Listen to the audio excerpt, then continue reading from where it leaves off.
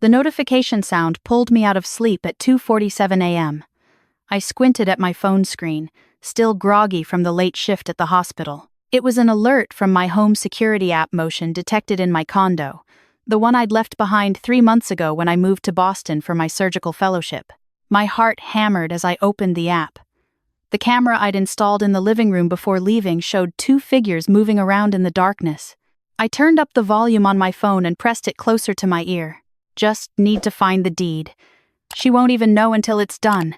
The voice was unmistakable. My mother-in-law, Patricia. Are you sure about this? That was my brother-in-law, Derek.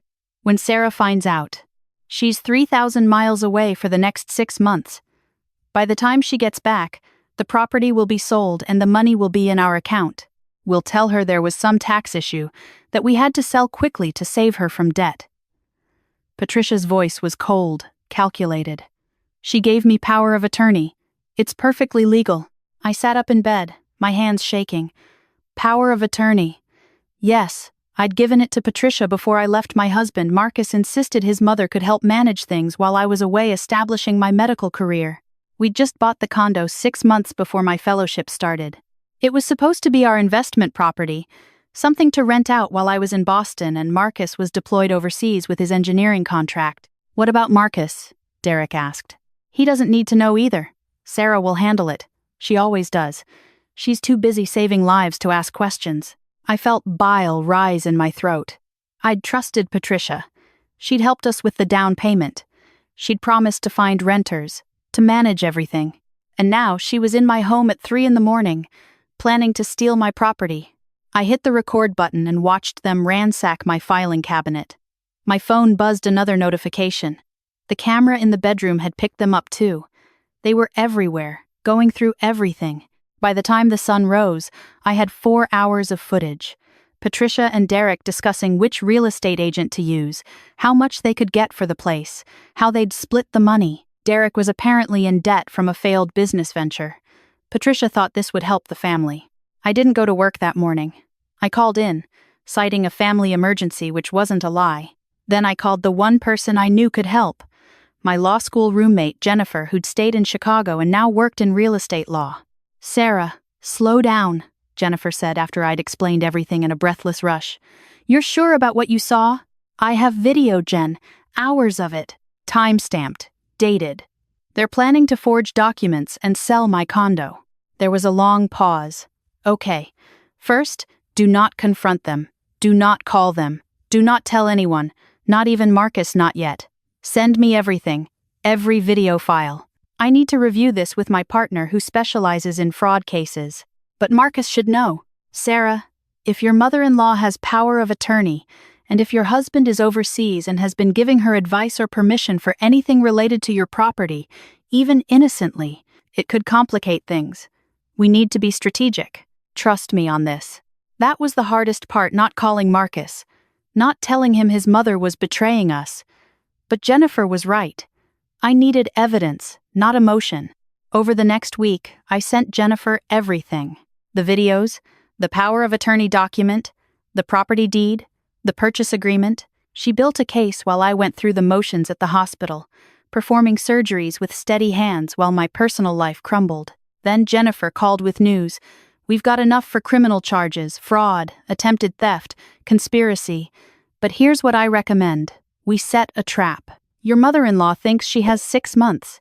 Let's give her just enough rope to hang herself. What do you mean? We create a situation where she thinks she's succeeding, but we're actually documenting everything. Then we involve law enforcement at exactly the right moment when she's committed a crime we can prove beyond any doubt. My stomach churned. I don't know if I can do this. Sarah, you're a surgeon. You make life and death decisions every day. This is just another kind of precision. Can you do 1 more week of surveillance? 1 more week of pretending you don't know? I thought about the condo Marcus and I had chosen together, walking through it on a sunny Saturday afternoon, talking about our future. I thought about the trust I'd given Patricia, the family dinners, the way she'd hugged me at the airport when I left for Boston. Yes, I said. Tell me what to do. Jennifer's plan was simple but effective. She had a private investigator in Chicago start monitoring Patricia's activities. We learned she'd already approached 2 real estate agents, telling them I was desperate to sell due to financial problems from my fellowship. She'd created fake email accounts in my name. She'd even practiced my signature. "She's done this before," Jennifer said grimly. "My PI found records. She convinced Derek's ex-wife to sign over property during their divorce, told her it was for the family, then sold it and kept the money. The ex-wife never pursued charges because she didn't want to tear the family apart." I felt sick. How did I not see this? Because she's good at it. And because you trusted her. That's not your fault, Sarah. The week crawled by.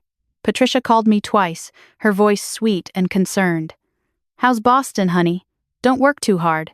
Everything's fine here. The condo is secure." Each lie was like a knife. Finally, Jennifer called. "It's time. She's scheduled a closing for tomorrow at 10 a.m. She'll be signing documents in your name.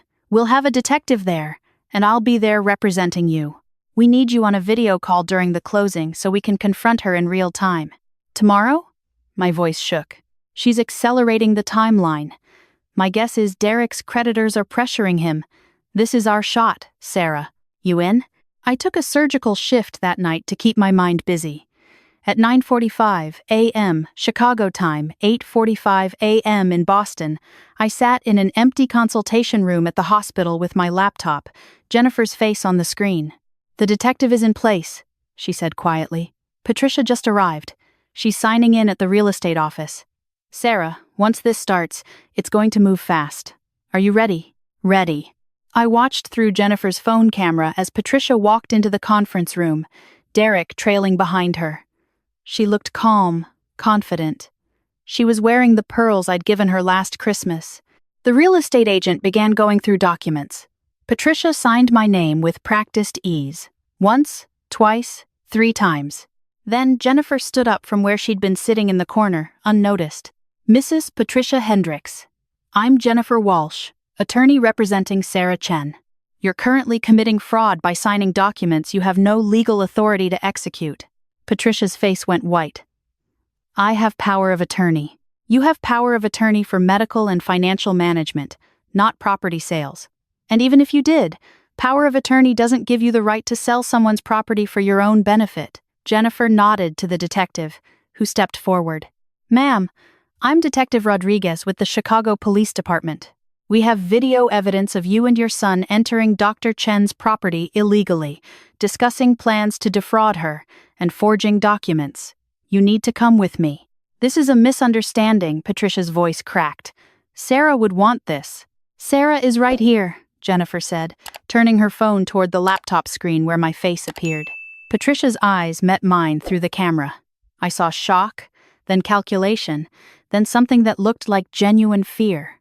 "Sarah, honey, you don't understand. I understand that you entered my home illegally. I understand that you planned to steal my property. I understand that you lied to me for months. I have every conversation recorded, Patricia. Every single word." Derek had sunk into a chair, his head in his hands. "Mom, you said she agreed to this. You said—" "Shut up, Derek!" Patricia snapped.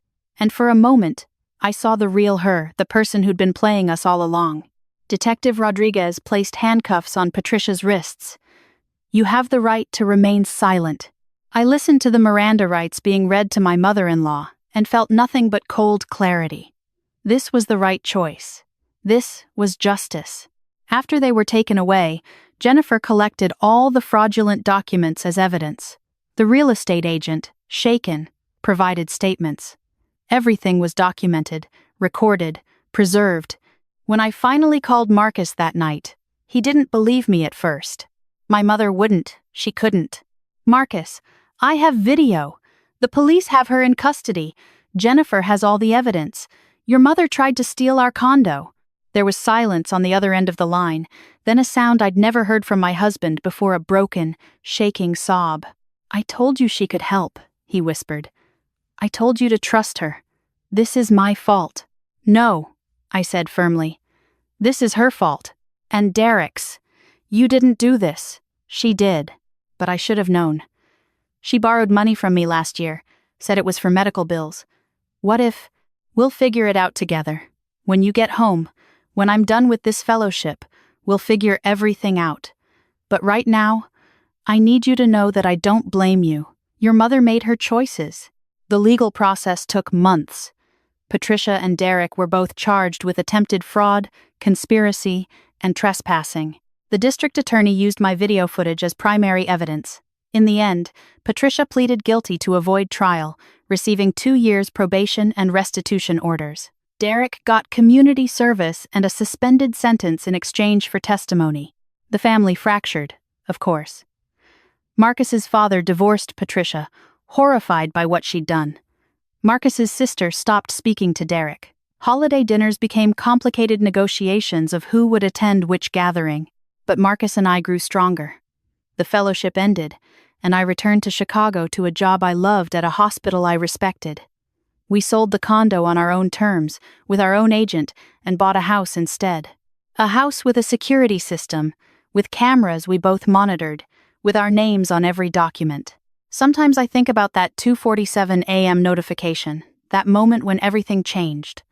Part of me wishes I'd never seen it, never known what Patricia was capable of. The bliss of ignorance has its appeal. But then I remember the alternative, coming home in 6 months to find my property gone, my trust shattered, my marriage strained by the discovery of betrayal. Better to know. Better to act. Better to fight. I kept one thing from that whole ordeal. The last video file. The one where Patricia's face appears on camera as she realizes she's been caught. I've never watched it again. But I keep it saved, encrypted, backed up in 3 places.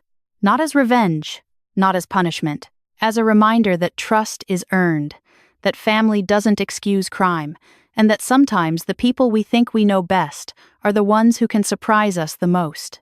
And sometimes, just sometimes, justice actually prevails.